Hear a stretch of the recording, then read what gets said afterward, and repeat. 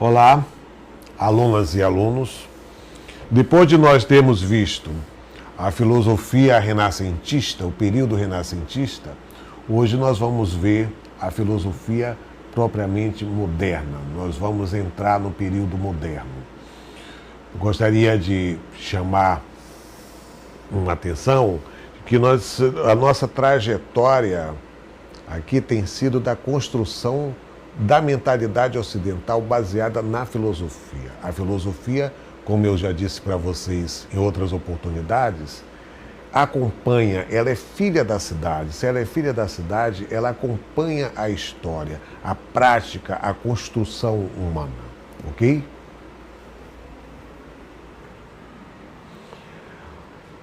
O René Descartes é um filósofo do século XVI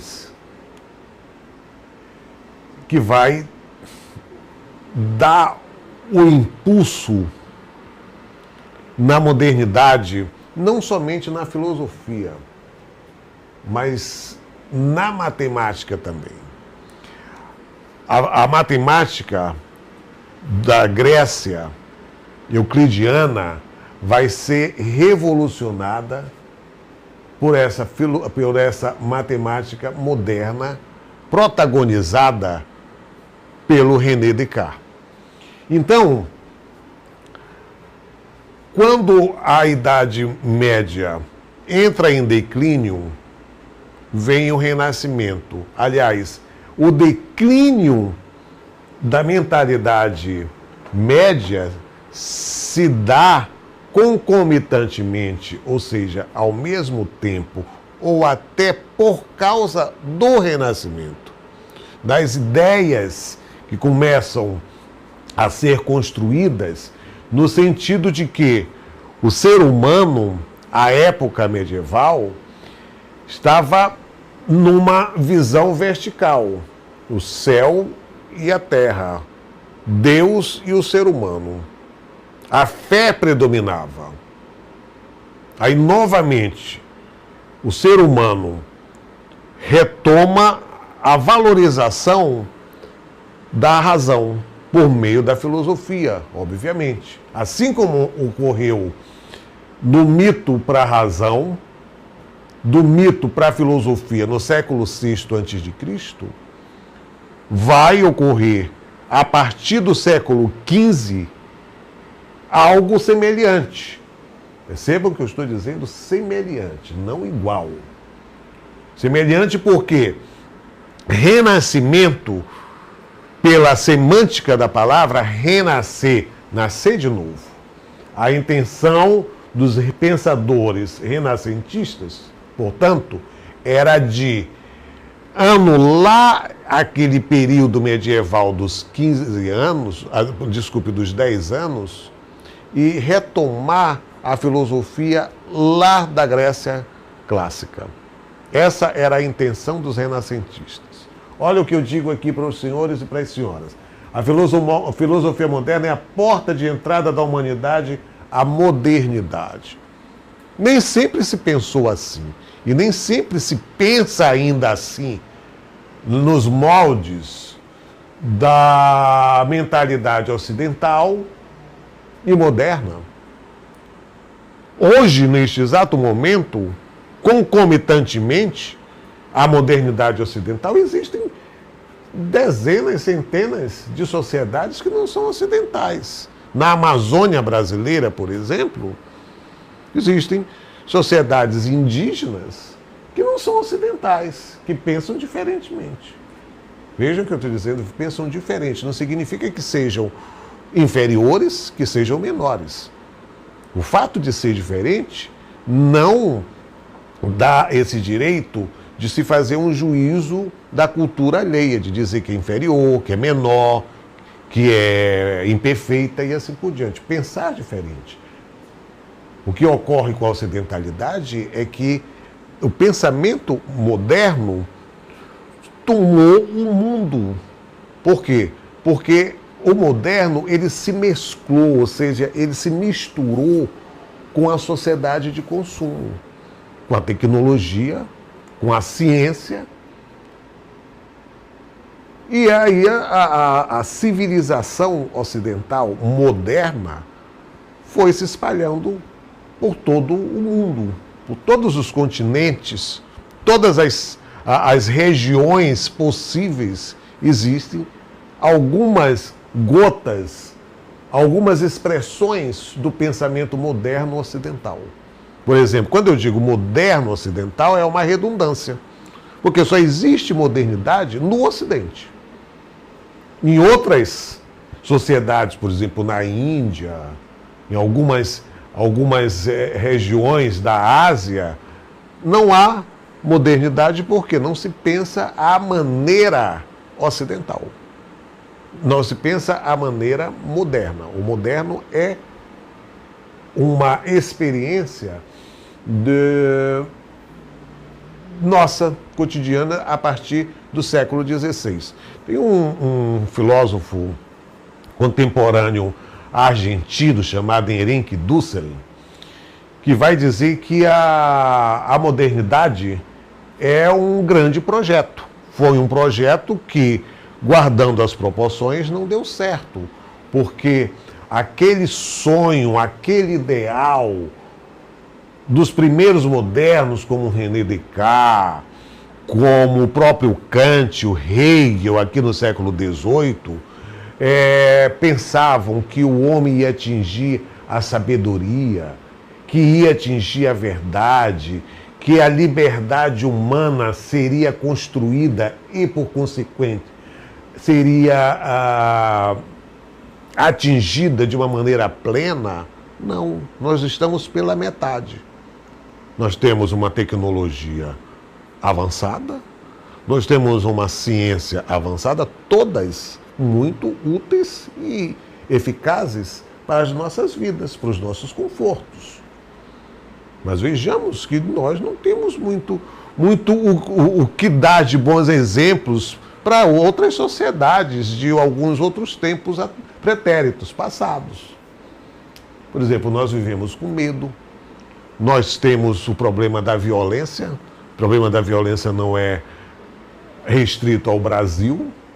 Em qualquer sociedade moderna, contemporânea, ocidental, tem o problema da falta de segurança, da violência, tem o problema do medo, da desconfiança, da insegurança, aquele ideal dos filósofos. E a gente pode até ir mais adiante no tempo pretérito, perguntar lá dos pré-socráticos, começa nos pré-socráticos esse ideal racional de atingirmos a perfeição por meio da razão, portanto, do logos da filosofia, e que até hoje nós não conseguimos. É um paradoxo, ou seja, é um contraditório, uma grande contradição. Porque nós temos uma longevidade, por exemplo, hoje se vive mais tempo, se chega a 80, 90 anos tranquilamente. Por quê? Porque tem uma medicina eficaz, tem tecnologia de telecomunicação, por exemplo. Eu estou falando aqui para vocês, vocês estão em casa, me ouvindo, me vendo. Pode ser transmitido para qualquer lugar do mundo essa minha aula e assim por diante.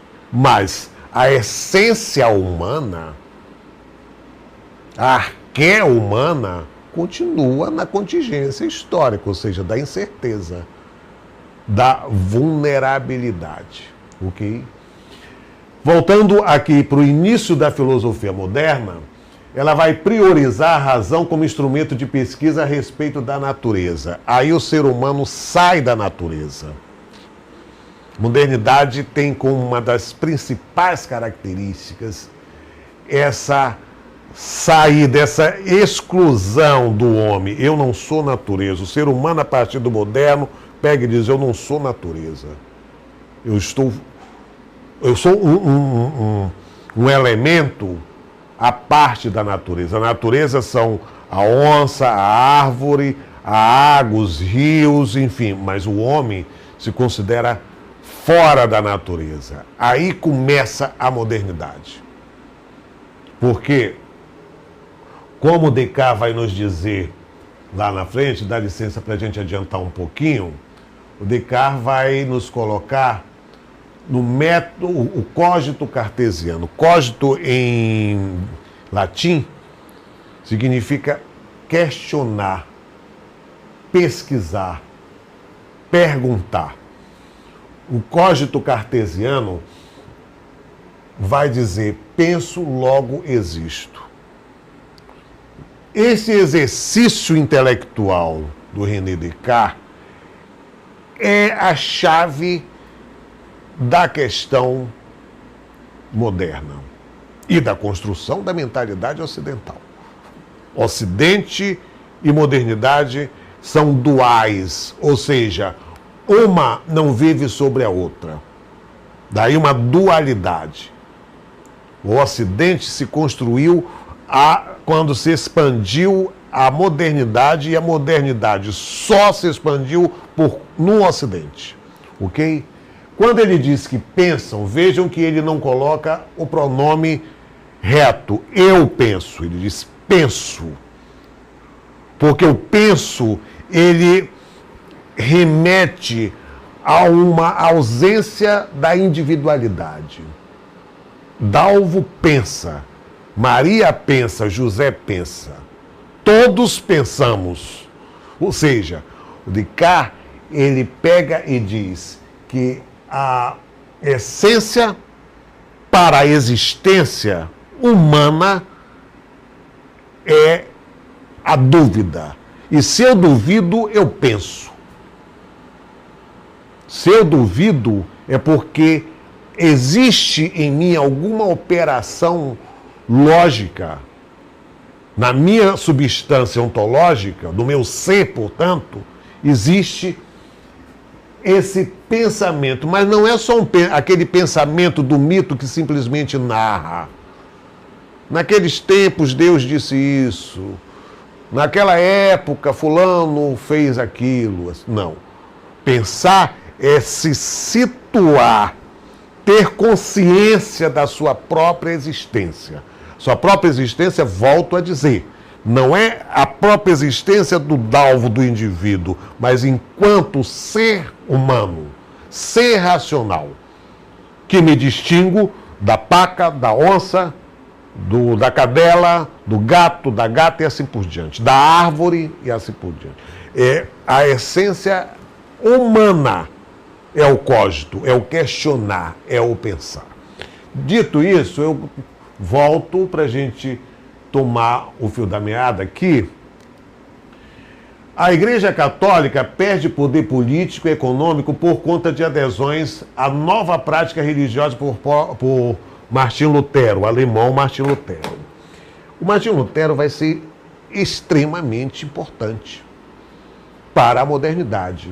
Porque a partir do momento em que ele traduz a Bíblia cristã, ele tira o monopólio da Igreja Católica, porque durante os 10 anos do período medieval, a Igreja Católica manipulava e monopolizava a escrita, a alfabetização, numa linguagem dos linguistas e dos gramáticos atual, seria o letramento.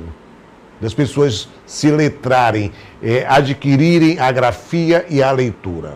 Existiam analfabetos e mais analfabetos. A Igreja Católica dominava aquilo e fazia parte do poder dela esse analfabetismo. Manter a população analfabeta, por quê? Porque a verdade estava com o padre, estava com o bispo, estava com o pastor. Percebe? Martinho Lutero é um divergente da Igreja Católica. Martinho Lutero, na história dele, é conhecida de que ele era um bispo católico e se desligou da Igreja Católica e tomou a direção cristã da vida dele, da prática cristã dele. E uma das primeiras iniciativas e práticas do Martinho Lutero foi de traduzir a Bíblia. Quando ele traduz a Bíblia, está acontecendo a invenção como que é o nome? Da impressão, da gráfica. E aí se teve o livro como um instrumento de propagação da escritura e da leitura. Ou seja, o Martinho Lutero, ele facilita o acesso do conhecimento. As pessoas passam a escrever e passam a ler. Por quê? E tiveram acesso ao livro sagrado dos cristãos, que é a Bíblia. E aí, o Martinho Lutero, ele contribui muito para a independência das pessoas. Porque o analfabeto, ele é dependente.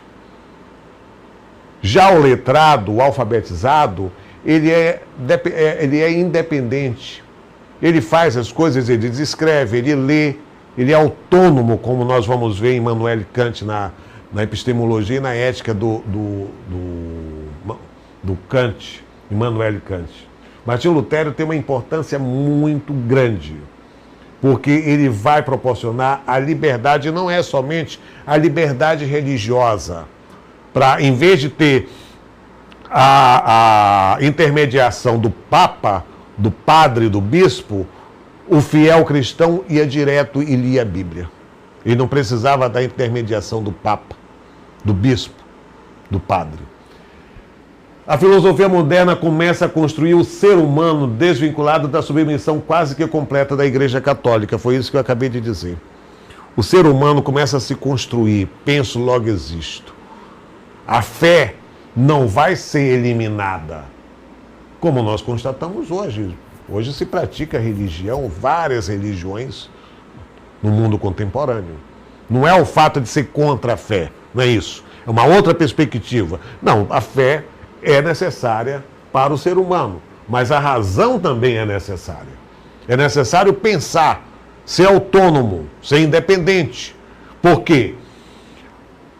Essa independência individual do Martinho Lutero, ela vai ser importante também para a construção da cidadania, das pessoas terem consciência de suas participações na coletividade.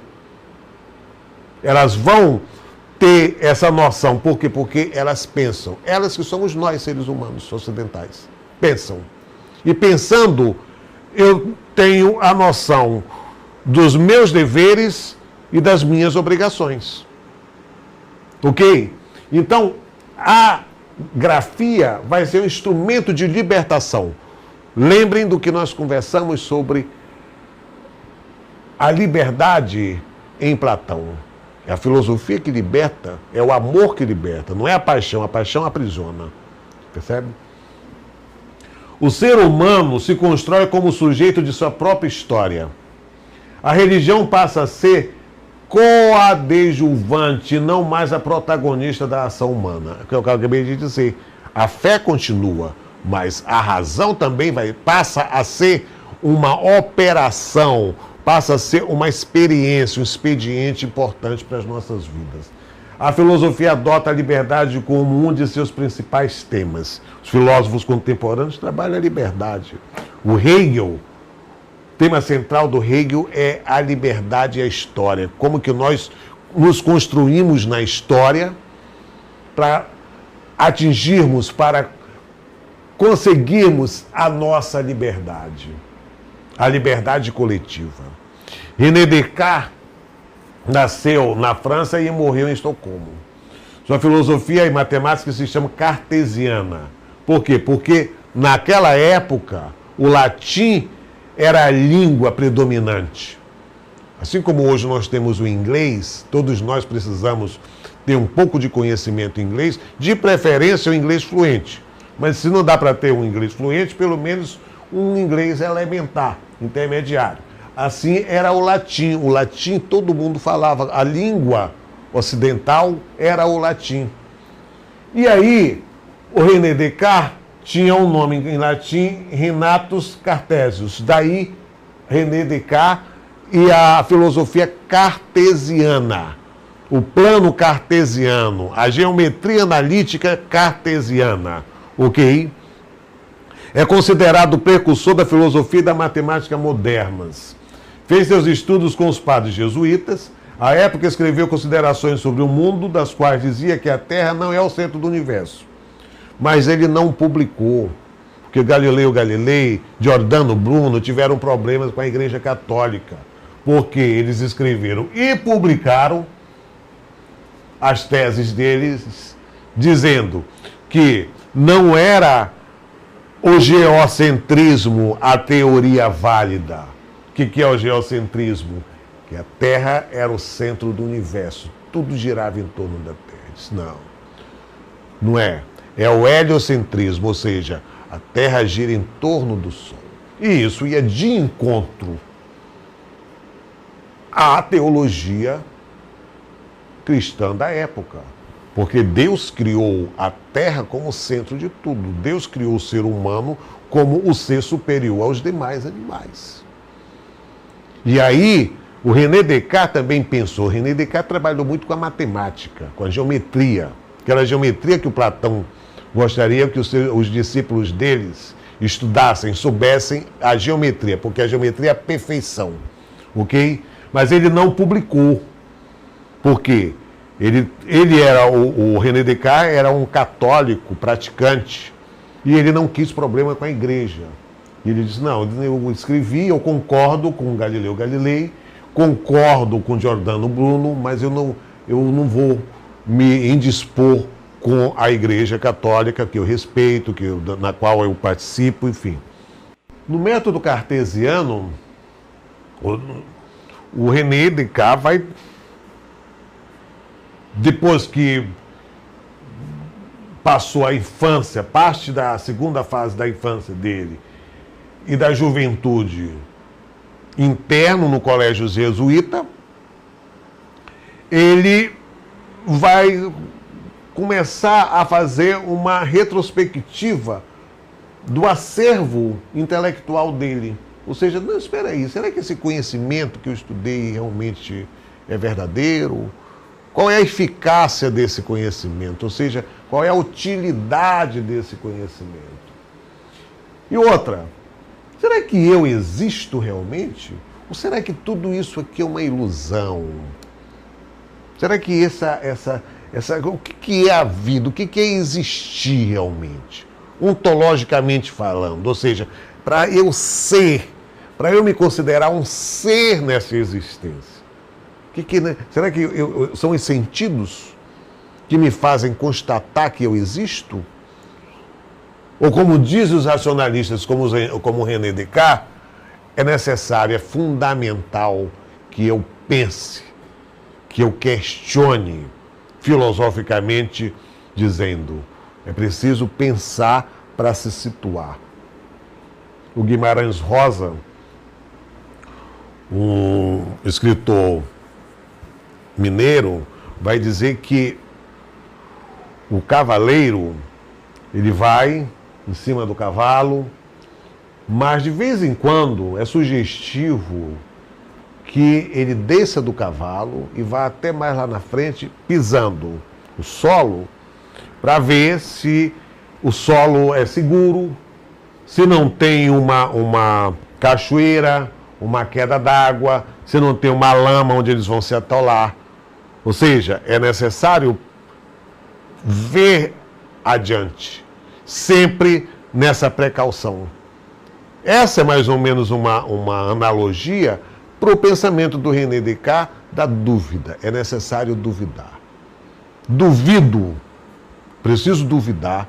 Mas aí ele foi fazendo a retrospectiva e ele chegou naquele momento do arquétipo, da arqué, do modelo, aquele modelo de dizer, escuta, o que é essencial, que sem esse elemento eu não vivo, eu não existo, melhor dizendo, é o pensar. É o pensar.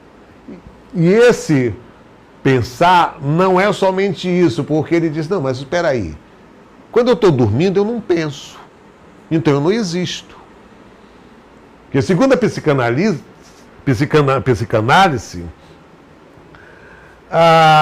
o sonho, ele é a manifestação do inconsciente. E eu penso conscientemente. Vejam como a filosofia é interessante, porque lá do século XV do René Descartes, o Freud veio pegar no início do século XX e dá liga, ou seja, a concatenação entre os pensamentos. O René Descartes certamente nem imaginava que ele fosse ser útil para uma proposição teórica aqui do século XX, 5 séculos depois. Né? Quer dizer, voltando ao René Descartes, quando eu durmo, o que acontece? Aí o René Descartes ele vai duvidar, ele vai levantar a hipótese que existem os espíritos bons e os espíritos maus. Os espíritos maus são aqueles que nos enganam, das ilusões. Santa Teresa d'Ávila diz que os espíritos maus são os enviados pelo diabo, pelo Satanás. E o René Descartes vai pegar... A Santa Teresa d'Ávila é da época de René Descartes, são mais ou menos contemporâneos. E ele vai dizer que quando a mente, ou seja, a razão, ela chega a algum raciocínio, a algum pensamento equivocado, ou mesmo definitivamente errado, nós fomos enganados pelos maus espíritos. O que é necessário para evitar essa enganação pelos maus espíritos? É necessário que nós pensemos corretamente. E para pensar corretamente, nós precisamos recorrer à matemática, à lógica. Ok? O René Descartes sugere que nós partamos dos elementos mais singelos, mais simples para os mais complexos. Daí ele começa a trabalhar o cógito cartesiano dele, que vai ser a matemática. Da seguinte maneira, aqui nós temos o plano cartesiano. As nossas vidas, eu lá quando trabalhei o Aristóteles, que uma das categorias do Aristóteles é a relação. E essa relação é a função. Todos nós temos uma função aqui na vida. Seja uma função social, uma função política, uma função religiosa, uma função mítica, enfim, ninguém escapa de ter uma função. Para René Descartes, essa função é racional. Sempre vai ter essa relação entre os seres, entre os elementos. Seja do ponto de vista racionalista, seja do ponto de vista empírico, prático, do dia a dia. Ok? Voltando aqui para o cógito cartesiano. Descartes não usa o pronome eu, porque o indivíduo é tomado pela potência da razão que existe independentemente da existência pessoal de cada pessoa. Eu falei isso para vocês. A razão não pertence a mim, não pertence a qualquer pessoa. A razão, ela está aqui, é como a matemática.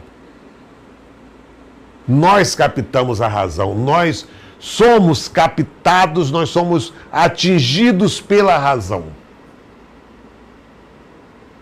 A razão é uma potência do ponto de vista do Aristóteles. Todos nós temos potência para pensar. Uns pensam mais, uns pensam menos, que é o que nós usamos no senso comum, na linguagem comum, trivial, de que fulano é inteligente, esse é pouco, mais ou menos inteligente, esse é burro, não.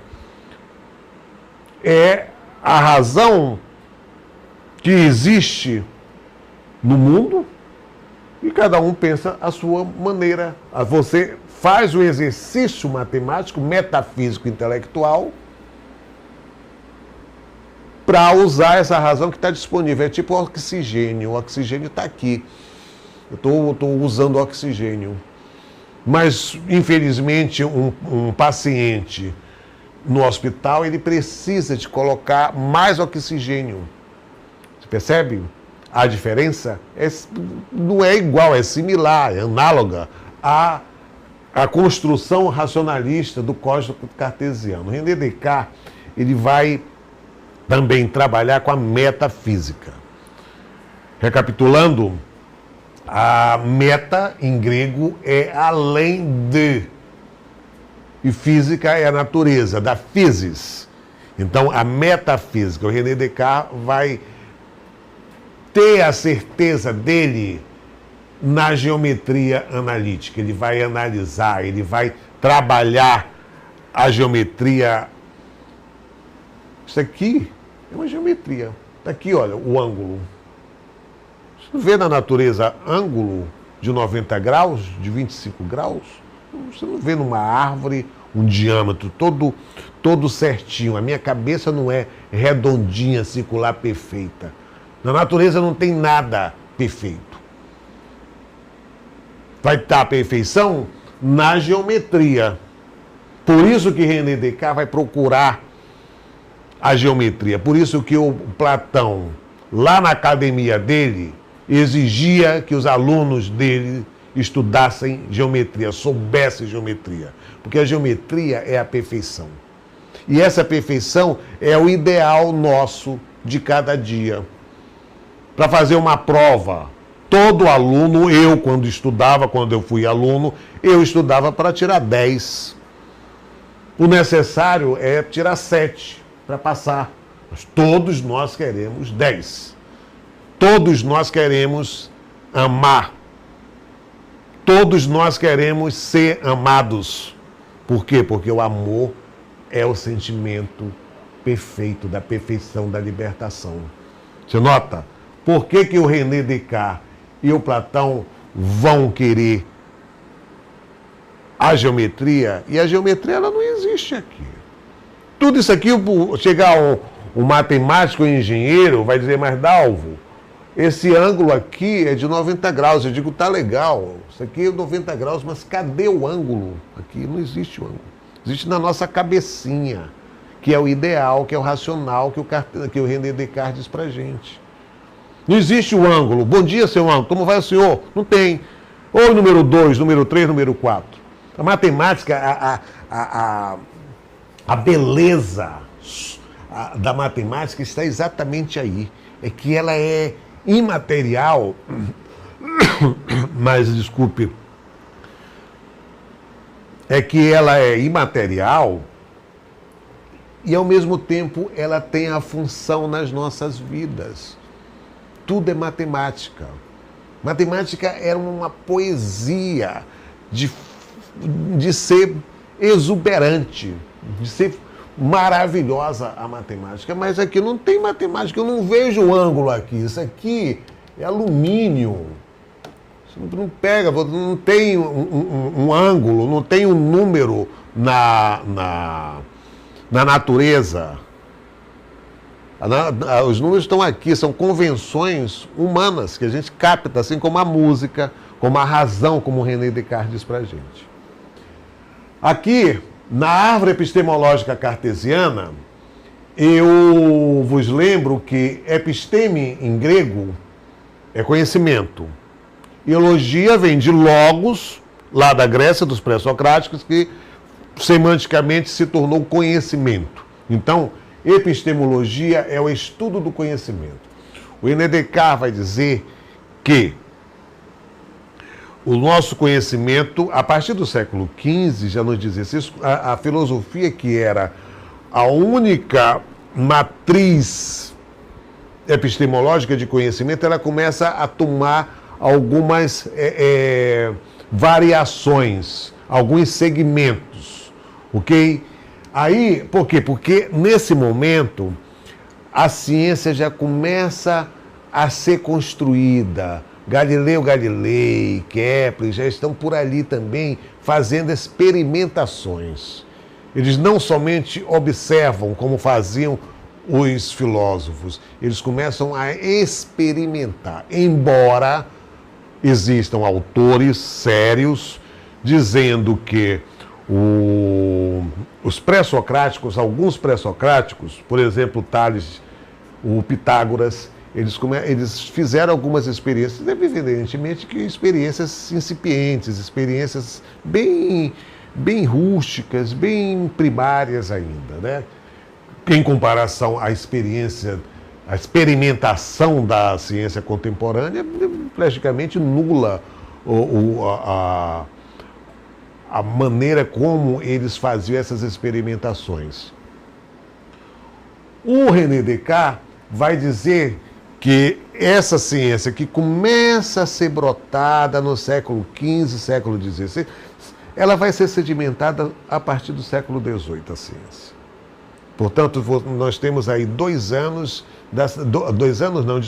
séculos em que a ciência vai sendo construída. E a física com a biologia e a química são extremamente importantes. São as ciências da natureza, chamadas a física, química e a biologia, que vão influenciar, lá no século XVIII, Auguste Comte, a criar o termo de sociologia. Comte pega no curso de ciência positiva, ele vai dizer claramente que a sociologia deveria ser uma ciência nos moldes semelhantes às ciências da natureza. Aí ele diz a biologia, a química, a física. Okay? Como René Descartes é um profundo racionalista, ele vai ser também um metafísico. Por quê? Porque a geometria é metafísica. Ela não existe, não é palpável a metafísica. Mas o nome já está dizendo meta, além da física, além do concreto. E aí ele vai dizer o seguinte, olha, a razão existe e a ela devemos recorrer para existir. Penso, logo existo. O todo ontológico é dividido em perspectivas epistemológicas elaboradas numa árvore. O que é a árvore? A árvore tem as raízes, são fontes da alimentação dela, tem o tronco e os ramos, os galhos.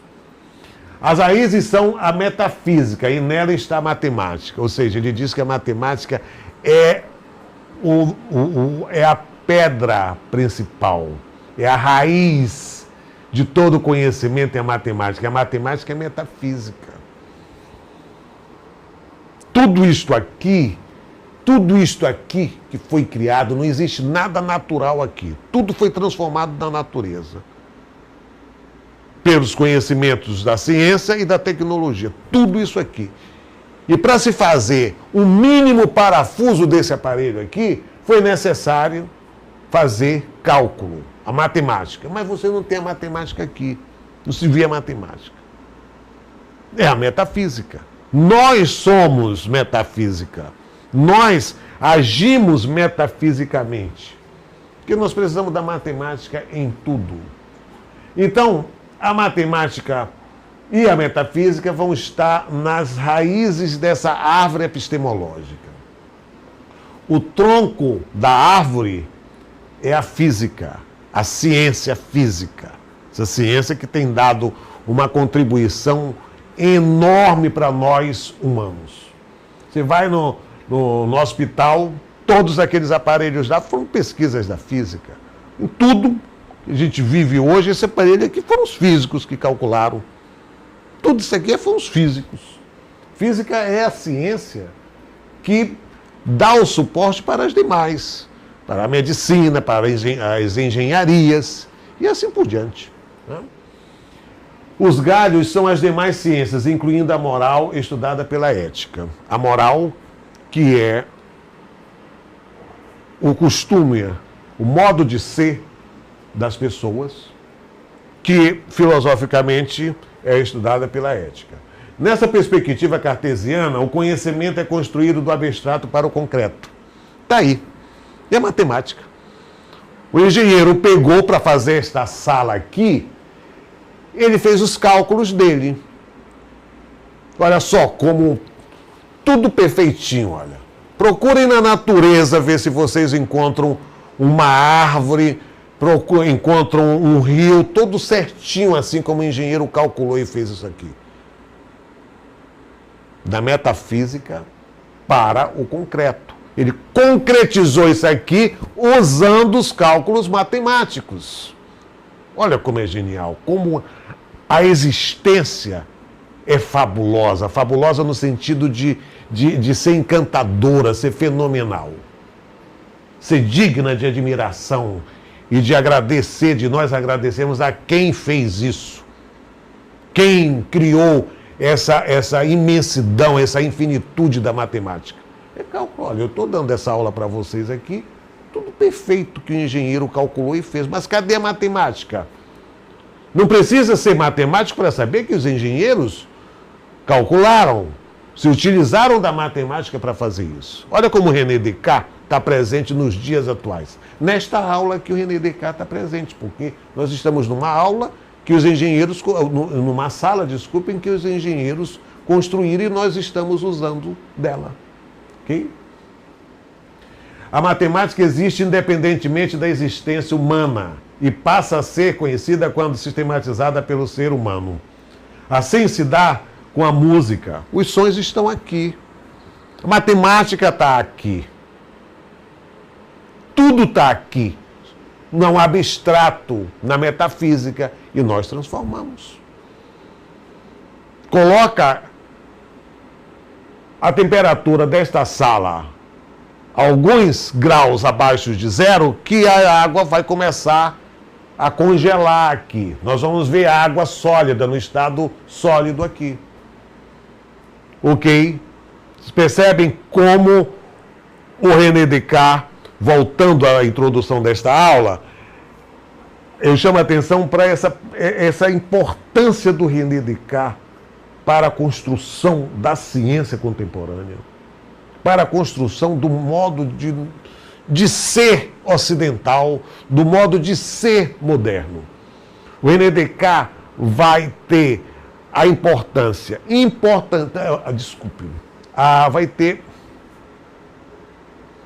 o René Descartes vai ter uma importância muito grande nessa construção da ciência contemporânea. Matemática moderna, o nome já diz, é própria da modernidade.